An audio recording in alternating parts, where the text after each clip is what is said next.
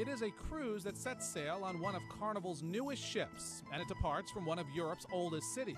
It's just the beauty of being in Europe. I mean, so old, but yet it's still is all new to people that have never come here.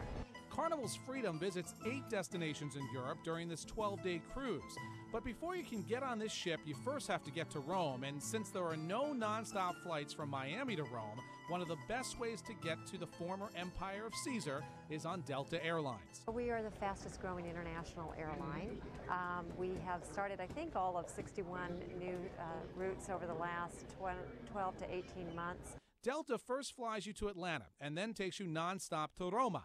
And if you really want to travel in style, check out Delta's new Business Elite service. Delta has taken out their first class section and replaced it with something they say is better. We've recently upgraded our cabins, all leather interiors, more personal space, a much more comfortable seat. Their Business Elite service makes sure your 9.5-hour flight to Rome is as comfortable as possible. En route, you're served gourmet meals, and if you get bored, you can watch a movie. Well, not just one movie. You actually get a choice of 28. Oh yeah, and this little gadget also lets you watch TV, listen to more than 2,000 songs, and play video games. Once in Rome, well, you know, this is where the Carnival cruise ship sets sails from, and this is a city that you should try and spend a few days in before you get on the ship.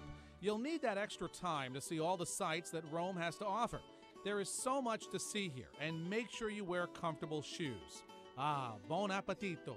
Make sure you grab a slice of real Italian pizza as well. Prego. And all of a sudden, in the last couple of years, Europe has become the place to go. The Carnival Freedom takes you from Rome on a 12-day odyssey to Naples, Dubrovnik, Venice, Sicily, Barcelona, Cannes, and Tuscany. Well, I think value for money, you can't beat it. I mean, here we are, we've been on this cruise, we're going to be going to Spain and France and Italy and Croatia. That's 4 separate countries. You go out and explore, you go to bed, you've left Italy, you wake up the next morning and you're in Spain. Doesn't get any better than that. When Freedom docks in Venice, you don't just get 1 day in port, the ship actually stays there for 2. Plenty of time for gondola rides and for feeding the pigeons in St. Mark's Square. Freedom also stops in Dubrovnik, Croatia. It is amazing how this city was where a fierce war was being fought between the Serbs and the Croats just over 10 years ago, and now it's one of the most popular ports in Europe and one of the most beautiful cities in the entire world. The cruise will take you on to Cannes, where you can see how the high rollers vacation, and then on to Naples, where you can see one of the most beautiful parts of Italy, the Amalfi Coast. This has been the backdrop for many films, and it's not far from Pompeii, where one tragic night in history was frozen in time. We're stealing grapes from Boston.